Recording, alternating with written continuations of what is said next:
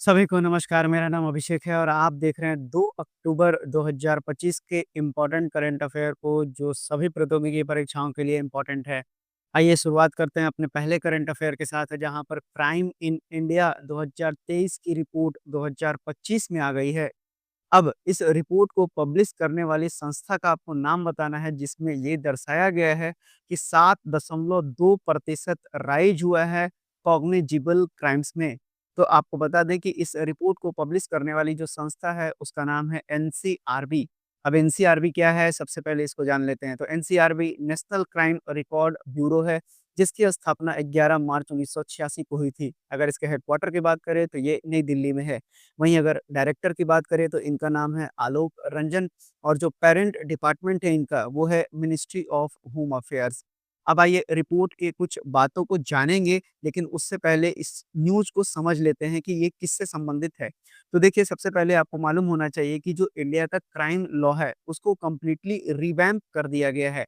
कब? 1 जुलाई 2024 से नया भारतीय कानून संहिता लागू कर दिया गया है। यानी कि अब जो भारतीय न्याय संहिता है, बीएनएस जिसको कहते हैं, जो पहले ब्रिटिशर्स के समय इंडियन पीनल कोड होता था, उससे ये रिप्लेस हो चुका है। यानी कि अब जो आपका बता दें कि इंडियन पीनल कोड है, अब वो इस्तेमाल नहीं होता, अब इस्तेमाल होता है भारतीय न्याय संहिता। उसी तरह से अब अगर क्रिमिनल प्रोसीजर कोड की बात करें तो उसके जगह पर भारतीय नागरिक सुरक्षा संहिता का इस्तेमाल किया जाता है। वहीं अगर बात करें इंडियन एविडेंस एक्ट की तो अब इसके जगह पर भारतीय साक्ष्य अधिनियम को यूज़ किया जाता है। तीनों में काफ़ी सारे अमेंडमेंट्स हुए हैं, काफ़ी सारे चेंजेज़ किए गए हैं सेक्शंस में भी। अब ये इफ़ेक्टिव कब से है तो 1 जुलाई 2024 से इसको लागू कर दिया गया है। अब अगर इसके की फीचर्स की बात करें यानी कि क्यों इसको लाया गया तो ये अब इंटीग्रेट करता है मॉडर्न टेक्नोलॉजी के साथ, साथ ही साथ ये एड्रेस करता है नए ऑफेंसेस जैसे कि साइबर क्राइम। उसी तरह से ये जस्टिस प्रोसेस को स्ट्रीमलाइन करता है और कम्युनिटी सर्विस को इंट्रोड्यूस करता है और साथ ही साथ ये डिक्रिमिनलाइज भी किया जो सुसाइड कमिट करते हैं। यानी कि पहले जो सुसाइड कमिट किया जाता था वो क्राइम के अंतर्गत आता था, अब इस जो न्याय संहिता है इसके तहत डिक्रिमिनलाइज कर दिया गया है इसको। अब जो है आपको बता दें कि जो ऑफेंस होते हैं, यानी कि जो क्राइम करने के प्रकार होते हैं, वो 2 तरह से कानून में बाँटा गया है। एक को कहा जाता है कॉग्निजेबल और दूसरे को कहा जाता है नॉन कॉग्निजेबल ऑफेंस। अब अगर कॉग्निजेबल ऑफेंस की बात करें, तो ये एक ऐसा सीरियस ऑफेंस होता है जिसमें कि पुलिस ऑफिसर इन्वेस्टिगेट कर सकता है, साथ ही साथ अरेस्ट भी कर सकता है। बिना वारंट के किसी भी मजिस्ट्रेट के बिना परमिशन के भी ये काम किया जा सकता है। अब इनमें कौन-कौन सा ऑफेंसेज आता है तो मर्डर, रेप और थेफ्ट जैसे जितने भी ऑफेंस है वो कॉग्निजेबल के अंतर्गत आएँगे। वहीं अगर नॉन कॉग्निजेबल ऑफेंस की बात करें तो इसमें मजिस्ट्रेट से परमिशन लेना आवश्यक होता है क्योंकि ये सीरियस या फिर लेस सीरियस ऑफेंस होता है। तो यहाँ पर अरेस्ट करने के लिए परमिशन मजिस्ट्रेट की रिक्वायरमेंट होती है। तो अब आप समझ गए हैं कॉग्निजेबल और नॉन कॉग्निजेबल ऑफेंस। तो अब आप इस न्यूज़ को पढ़िए कि जो क्राइम इन इंडिया रिपोर्ट है इसमें कहा गया है कि 7.2% राइज हुआ है कॉग्निजेबल ऑफेंस में, यानी कि मर्डर, थेफ्ट और ये सारी जो चीज़ें हैं आपको जिसमें कि मर्डर, थेफ्ट और रेप जैसी चीज़ें हैं वो भारत में बढ़ी हैं। अब क्या रिपोर्ट है उसको भी समझ लेते हैं। तो देखिए मर्डर में 2.8% की गिरावट आई है, ठीक? लेकिन जो किडनैपिंग है वो 5.6% बढ़ गया है और जो क्राइम अगेंस्ट चिल्ड्रन है ये 9.2% बढ़ गया है। तो जो 7.2% की बात की गई है वो ओवरऑल की बात की गई है। तो ये कुछ मुख्य आंकड़े थे जो मैंने आपके सामने पेश कर दिए। आपसे सिंपल जो सवाल पूछा जाएगा वो बस जो दिया गया सवाल है इसी से संबंधित और एनसीईआरटी से संबंधित पूछा जा सकता है। चलिए, बढ़ते हैं अब अपने अगले करंट अफ़ेयर पे जहाँ पर आपसे पूछा गया है कि इनमें से कौन-सी संस्था ने डेवलप किया है सोडार। सोडार का फुल फॉर्म याद कर लीजिएगा, ये क्या होता है sound detection and ranging system जिसको कि इनॉग्रेट किया गया है इंडियन मेट्रोलॉजिकल डिपार्टमेंट के द्वारा। तो बता दें आपको जो सीएसआईआर एएमपीआरआई भोपाल है यानी कि सीएसआईआर के बारे में भी जानेंगे लेकिन ये जो एएमपीआरआई है भोपाल का एडवांस मटेरियल और प्रोसेस रिसर्च इंस्टीट्यूट से संबंधित है। सीएसआईआर की एक ब्रांच है ये भोपाल में। तो इन्होंने ही जो डेवलप किया है किस चीज़ को सोडार को साउंड डिटेक्शन एंड रेंजिंग को। अब ये साउंड डिटेक्शन एंड रेंजिंग ये करेगा क्या? होता क्या है? सब चीज़ जानते हैं। तो सोडार का एक मेट्रोलॉजिकल इंस्ट्रूमेंट है जो कि साउंड वेव्स का यूज़ करके मेजर करेगा विंड के स्पीड को और साथ ही साथ एटमॉस्फेयर के टर्बुलेंस को। कहाँ पर? तो लोअर एटमॉस्फेयर में। और कहा जाता है कि ये जो साउंड वेव्स है वो किसका कलेक्शन है, तो कलेक्शन ऑफ 9 सिख हिम्स है जो कि सनडाउन के समय गाया जाता है।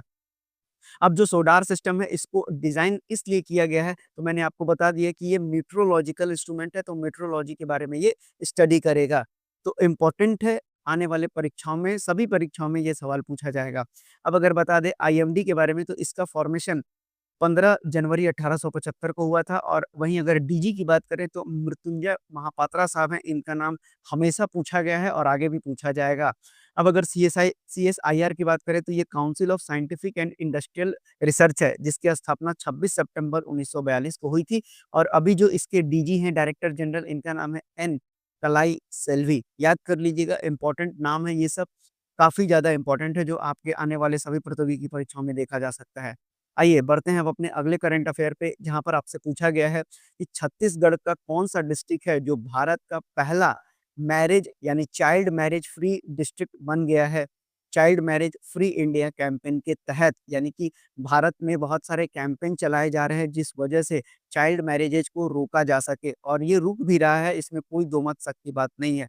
तो छत्तीसगढ़ का वो डिस्ट्रिक्ट है जिसका नाम क्या है, तो बालोद है। अब ऐसे ही थोड़ी अनाउंस कर दिया जाता है कि हाँ भाई, उसका एक कंडीशन होता है। ये क्या कंडीशन है? तो इन्होंने 0 केसेज़ को अचीव किया है लगातार दूसरे साल में और जो टोटल छत्तीसगढ़ के 436 ग्राम पंचायत है और 9 अर्बन बॉडीज़ हैं, इनके सर्टिफ़िकेशन के थ्रू ही, यानी कि इनको पूरा जाँच वगैरह पूरा किया गया, रिपोर्ट तैयार किया। उनके बाद 2 साल के बाद वहाँ पर कोई केसेज़ नहीं मिला बालोर में, तब इस डिस्ट्रिक्ट को अनाउंस किया गया। चाइल्ड मैरेजेज ऑफ इंडिया की बात करें तो ये काफ़ी पुराने समय से चला आ रहा है। आपको मालूम होना चाहिए कि भारत में एक समय पे जो गर्ल का ऐज रखा गया था मिनिमम ऐज मैरिज की, वो 14 साल थी और जो बॉयज़ थे उनके लिए 18 साल थी। लेकिन अब हम पुराने समय की बात नहीं करेंगे। आपको याद क्या करना है, तो अभी के समय में आपको याद करना है कि क्या है। तो अभी अगर लीगल ऐज की बात करें इंडिया में, तो वो 18 साल गर्ल्स के लिए है और 21 साल बॉयज़ के लिए है, यानी मेन के लिए है। क्या जो बराबरी का केसेस चल रहा था, तो वो अभी तक पेंडिंग है, यानी 21 साल महिलाओं के लिए भी और 21 साल जो है बॉयज़ के लिए, मेंस के लिए भी जो कानून बनने वाला था, वो पार्लियामेंट में अभी भी पेंडिंग है, जो जेंडर इक्वलिटी को शो करने का एक सैंपल उदाहरण सरकार देना चाहती थी। चलिए, और आपको बता दें कि अलग-अलग कानून में अलग-अलग जो एक्ट है, यानी कि जो मैरिज का एक्ट है, वो लिखा हुआ है। जैसे जो शरीयत कानून है मुस्लिम्स के लिए, उसमें मैरिज को अलग से डिफाइन किया गया है, हिंदू के लिए अलग से डिफाइन किया गया है। उसी तरह से आपको बता दें कि जो मैरिज है, वो कंकरेंट लिस्ट में आता है। 3 तरह का लिस्ट होता है, स्टेट, यूनियन और कंकरेंट लिस्ट। तो जो मैरिज है, वो कंकरेंट के अंदर आता है, यानी कि जो स्टेट की लेजिस्लेटिव है, वो भी बदल सकती हैं अपने कानून को। तो चाइल्ड मैरिज से संबंधित इतनी बातें आपने समझ लिया। अब रिपोर्ट को पढ़ते हैं, तो रिपोर्ट में क्या लिखा गया है कि जो चाइल्ड मैरेजेज़ इन इंडिया है और गर्ल्स के केस में ये क्या देखा गया है, तो डिक्लाइन देखा गया है कितना से 69% से देखा गया है, जबकि बॉयज़ में भी ये डिक्रीज़ हुआ है कितने से 72% से, यानी बॉयज़ का भी चाइल्ड मैरेज हो जाता है। अब अगर इस रिपोर्ट की बात करें, तो just right for the children report, कुछ ही दिन पहले ये रिपोर्ट प्रकाशित हुआ है, जिसमें कि जो कि एक नेटवर्क है 250 एनजीओ का जो चाइल्ड प्रोटेक्शन से काम करते हैं, तो उसमें इस रिपोर्ट में छापा गया कि जो 69% है गर्ल्स, उनमें चाइल्ड मैरेजेस डिक्लाइन देखा गया है। उसी तरह से 72% बॉयज़ में भी ये देखा गया है डिक्लिनेशन। अब अगर इस रिपोर्ट के की फाइंडिंग्स को देखें तो असम में सबसे ज़्यादा डिक्लाइन है, उसके बाद महाराष्ट्र, बिहार में 70%, राजस्थान में 66 और कर्नाटक में 55%। अब अगर चाइल्ड मैरिज इंडिया के आधार पे देखें तो इसको एड्रेस किसके साथ किया जाता है, तो prohibition of child marriage act 2006, जिसने रिप्लेस किया था चाइल्ड मैरिज रिस्ट्रेंट एक्ट 1929 को। बस आपको इतना ही याद कर लेना है। अब जो है इसी में अमेंड किया जाएगा ताकि जो गर्ल और बॉय का एज है उसको 21 साल किया जाए। चलिए, तो अब आपको न्यूज़ समझ में आ गया होगा कि चाइल्ड मैरिज होता क्या है, चाइल्ड मैरिज से संबंधित कौन-कौन से कानून हैं, कहाँ पर सबसे ज़्यादा चाइल्ड मैरिज होता है, कहाँ पर सबसे कम होता है, कौन-सा डिस्ट्रिक्ट फ्री हो चुका है। बढ़ते हैं अब अपने अगले करंट अफेयर पे, जहाँ पर कि आपसे पूछा गया है कि इनमें से कौन-सा कंट्री को री-इलेक्ट कर दिया गया है पार्ट 2 ऑफ आईसीएओ काउंसिल के, जो कि एक यूनाइटेड नेशन की एजेंसी है जो सिविल एविएशन से संबंधित काम करती है। तो आपको बता दें कि भारत भारत वो कंट्री है जिसको कि री-इलेक्ट कर लिया गया है पार्ट 2 आईसीएओ काउंसिल का। अब आईसीएओ है क्या, तो इंटरनेशनल सिविल एविएशन ऑर्गेनाइजेशन है जिसकी स्थापना 1944 में की गई थी। हेडक्वार्टर मॉन्ट्रियल कनाडा है और प्रेसिडेंट का नाम है साल्वाटोर शिया शिटानो। इनका नाम याद कर लीजिएगा। अब पार्ट 2 यहाँ पर क्या मतलब होता है, तो पार्ट 2 जो है वो कंट्रीज़ होती हैं जो सबसे ज़्यादा इंटरनेशनल सिविल एयर नेविगेशंस को कंट्रीब्यूट करती है। तो आपको मालूम होना चाहिए कि भारत में बहुत सारे एयरपोर्ट्स हैं, जहाँ पर से कि सबसे ज़्यादा कंट्रीब्यूशन होता है पूरे वर्ल्ड में। यानी वन ऑफ द ऐसी कंट्री है भारत जो सबसे ज़्यादा कंट्रीब्यूट करती है, तो उनको पार्ट 2 में रखा जाता है। उसी तरह से जो इलेक्शन हुआ था, वो कहाँ पर हुआ था? 42वां ICAO असेंबली में, कहाँ पर? मॉन्ट्रियल, कनाडा में। बढ़ते हैं अब अपने अगले करंट अफेयर पे, जहाँ पर कि ग्लोबल टूरिज्म अवार्ड 2025 किस राज्य को दिया गया है? तो ये आंध्र प्रदेश को दिया गया है। अब इनको किस लिए रिकॉग्नाइज़ किया गया है? तो सस्टेनेबल टूरिज़्म के लिए, हेरिटेज कंज़र्वेशन के लिए, कल्चर के प्रमोशन के लिए और इनोवेटिव डिजिटल कैम्पेन्स के लिए। जो मेजर टूरिस्ट डेस्टिनेशन है यहाँ पर, वो तिरुपति, श्रीशैलम, लेपाक्षी, विशाखापट्टनम बीचेज़ और उंडावली केव्स के लिए। यानी यहाँ पर बहुत ही अच्छा काम किया गया है। इस तरह के काम जो मैंने आपको शुरुआत में समझा दिए। अब अगर आंध्र प्रदेश की बात करें तो कैपिटल है अमरावती, सीएम है चंद्रबाबू नायडू और गवर्नर का नाम है सैयद अब्दुल नजीर साहब हैं। और तेलंगाना से कब बाइफरकेट हुआ आंध्र प्रदेश? 2 जून 2014 को, 1 नवंबर 1956 को इसकी स्थापना हुई थी। अगर नेशनल पार्क की बात करें तो 3 है, और टाइगर रिज़र्व जो कि लार्जेस्ट टाइगर रिज़र्व इंडिया में है, उसका नाम है नागार्जुन सागर श्रीशैलम टाइगर रिज़र्व। और नेशनल पार्क की बात करें तो पापीकोंडा, श्री वेंकटेश्वरा और राजीव गांधी नेशनल पार्क याद कर लीजिएगा, काफ़ी इंपॉर्टेंट है। बढ़ते हैं अपने अगले करंट अफेयर पे। तो अगले करंट अफेयर पे प्रवीर रंजन और प्रवीर कुमार को, ध्यान से समझिएगा, प्रवीर रंजन और प्रवीण कुमार को अपॉइंट कर लिया गया है डायरेक्टर जनरल किन सिक्योरिटी फोर्सेस का। तो उसका नाम है CISF के बने हैं कौन? प्रवीर रंजन। और ITBP के बनाए गए हैं प्रवीण कुमार को। अब सिक्योरिटी फोर्सेस क्या कहलाते हैं? तो अपने यहाँ सेंट्रल आर्म पुलिस फोर्स इनको कहते हैं, जो कि मिनिस्ट्री ऑफ होम अफेयर्स के अंतर्गत काम करते हैं। और अगर इंडियन मिलिट्री की बात करें, यानी कि आर्म फोर्सेस की बात करें, तो उनमें जो इंडियन आर्मी, इंडियन नेवी और साथ ही साथ आपके एयर फोर्स, वो डिफेंस मिनिस्ट्री के अंतर्गत आते हैं। और ये जो सेंट्रल आर्म पुलिस फोर्स हैं, ये आपको मिनिस्ट्री ऑफ होम अफेयर्स के अंतर्गत आते हैं। अब इनमें कौन-कौन है? तो असम राइफल हो गए, यानी आपको असम राइफल, दूसरा हो गया BSF, तीसरा हो गया CISF, उसी तरह से चौथा हो गया CRPF और पाँचवां हो गया आपका ITBP, NSG हो गया आपका छठे नंबर पर, और सातवें नंबर पर SSB, यानी कि ये सातों 7 नाम आपको याद रखना है। अब अगर BSF की बात करें तो ये पाकिस्तान के बॉर्डर की निगरानी करता है। CSI central industrial police force है, यानी कि इंपॉर्टेंट इंस्टीट्यूशन जैसे कि एयरपोर्ट्स पर इनकी बहाली की जाती है।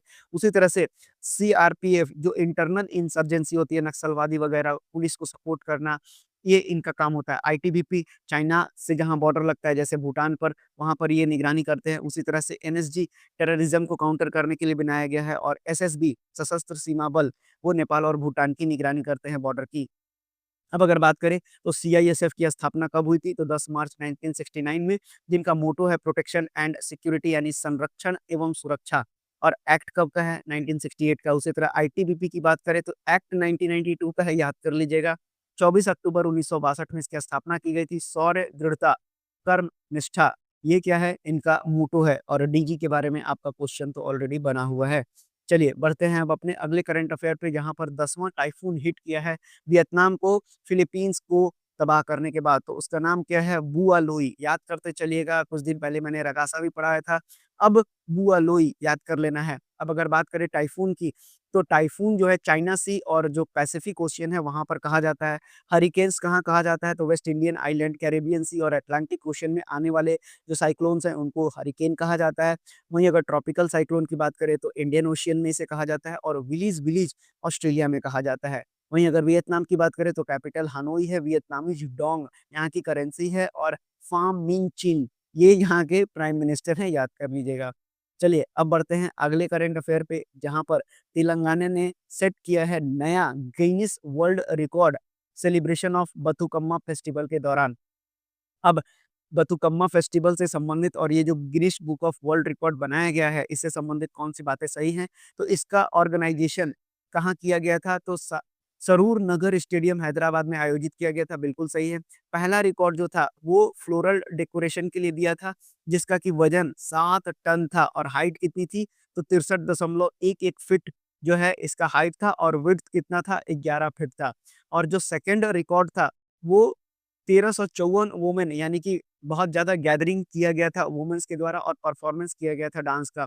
उसी को डिस्प्ले किया गया था। तो इसीलिए ये जो है सभी बातें क्या है सही हैं यहाँ पर। अब तेलंगाना में जो बथुकम्मा फेस्टिवल होता है, कुछ दिन पहले ही मैंने आपको पढ़ाया भी था कि इसको जो है किसके आधार पे मनाया गया, तो ब्राज़ील जो रियो कार्निवल होता है उसी के आधार पर कुछ ही दिन पहले स्टेट गवर्नमेंट ने इसको अनाउंस किया गया था। आपसे ये भी पूछा जाता है कि बथुकम्मा किससे संबंधित है, तो इसको फेस्टिवल ऑफ फ्लावर के भी नाम से जानते हैं और ये 9 दिन तक का सेलिब्रेशन होता है, ये भी मैंने आपको समझा दिया है। कौन-सा टेम्पल में होता है, तो ये 1000 पिलर टेम्पल जो कि कहाँ स्थित है, वारंगल में स्थित है, वहीं पर ये होता है। तो कुछ ही दिन पहले यहाँ के मंत्री जी ने सब कुछ बता दिया था, अब ये आपके सामने आ चुका है, तो इनको याद कर लीजिएगा। विड्थ, फिट, हाइट वगैरह सब याद कर लीजिएगा, कुछ भी आपसे पूछा जा सकता है। नंबर ऑफ वुमेन ने कितना परफ़ॉर्म किया था, ये भी अब आप याद कर लीजिएगा। अगर तेलंगाना की कैपिटल की बात करें तो हैदराबाद है, रेवंत रेड्डी सीएम है और जिष्णु देव वर्मा यहाँ के क्या हैं गवर्नर हैं। तेलंगाना के पास भी 3 नेशनल पार्क हैं जिसमें कि नाम क्या है महावीर हरीना, उसी तरह से मुरुगवानी नेशनल पार्क आपको याद रखना है, बहुत ही इंपॉर्टेंट है और रंगा जो कि रंगारेड्डी डिस्ट्रिक्ट में है और कासू ब्रह्मानंदा रेड्डी नेशनल पार्क, कोई ज़रूरी नहीं है याद रखना, 3 में से केवल 1 नाम याद रखना है मुरुगवानी, बहुत ही इंपॉर्टेंट है। आइए, बढ़ते हैं अब अपने अगले करंट अफेयर पे, जहाँ पर आपसे पूछा गया है कि इंडियन आर्मी और आईटीबीपी के द्वारा अरुणाचल प्रदेश में कौन-सा एक्सरसाइज़ कंडक्ट किया गया है, तो उसका नाम है आपका ड्रोन कवच। अब आपको बता दें कि ये जो ड्रोन कवच एक्सरसाइज़ करने का ऑब्जेक्टिव क्या है, तो आपको बता दें कि जो नेक्स्ट जनरेशन वारफेयर है, यानी अब बंदूक और गोली से तो कम ही लड़ाई होगा, है ना? तो इसीलिए अब इंडियन आर्मी भी अपने आप को क्या कर रही है, अपग्रेड कर रही है। तो ये नेक्स्ट जनरेशन ड्रोन वारफेयर और काउंटर ड्रोन टेक्नोलॉजी से संबंधित है वारफेयर, यानी कि कैसे ड्रोन से हम एनकाउंटर कर सकते हैं, उनसे कैसे झेल सकते हैं, उनको कैसे मार गिरा सकते हैं, इससे संबंधित है। तो याद कर लीजिएगा ड्रोन कवच। अब आइए कुछ एक्सरसाइज़ेज़ को देख लीजिए। तो देखिए मालाबार एक्सरसाइज़ आपको मालूम होना चाहिए कि इंडिया, जापान, यूएसए और ऑस्ट्रेलिया के द्वारा किया जाता है। उसी तरह से रशिया के साथ इंदिरा नेवी किया जाता है और अगर बात करें इंडिया और फ्रांस के बीच में एयर फोर्स की एक्सरसाइज कौन होती है, तो गरुड़ होता है। जो एनुअल ट्राई सर्विस एक्सरसाइज होता है इंडिया के द्वारा कंडक्ट किया जाता है, उसको क्या कहा जाता है, इंदिरा कहा जाता है। संप्रीति बांग्लादेश के साथ भारत करता है और आपको बता दें कि जो वरुणा है एक एनुअल नेवल एक्सरसाइज है इंडिया और फ्रांस के बीच में। तो धीरे-धीरे आपको मैं ऐसे ही याद कराते चला जाऊँगा, करंट अफेयर्स के साथ बने रहिए। अब आइए बढ़ते हैं अगले करंट अफेयर पे, जहाँ पर आपसे पूछा गया है कि इनमें से कौन-सा सही है international day of older person 2025 से संबंधित। तो इसको 1 अक्टूबर को मनाया जाता है, जिसको कि डेजिग्नेट किया गया है यूनाइटेड नेशन जनरल असेंबली के द्वारा 1990 में कौन-सा रिज़ोल्यूशन पास करके 45/106 बिल्कुल सही है। इसका पर्पस है कि वो हाइलाइट करेगा ओल्डर पर्सन्स के कंट्रीब्यूशन को और साथ ही साथ प्रमोट करेगा उनके राइट, डिग्निटी और वेलबींग को, ये भी सही है। अब इस वर्ष की थीम बहुत इंपॉर्टेंट है, older persons driving local and global action, our aspiration, our wellbeing and our right है, ये भी बिल्कुल सही है। तीनों के तीनों पॉइंट्स यहाँ पर बिल्कुल सही दिए गए हैं, यानी all of the above option are correct. याद कर लीजिएगा, ये आपका बहुत ही ज़्यादा इंपॉर्टेंट होगा। अब बढ़ते हैं अपने अगले करंट अफेयर पे, जहाँ पर कि आपसे बताना है कि Japan open men's tennis final का खिताब किसने जीता है? तो नन अदर दैन दुनिया के नंबर 1 अभी खिलाड़ी कौन है? अलकराज। अलकराज स्पेन को बिलॉन्ग करते हैं और 6 बार ग्रैंड स्लैम चैंपियन ये जीत चुके हैं। और ये इनका 8वाँ टाइटल है 2025 का और दुनिया के नंबर 1 खिलाड़ी है।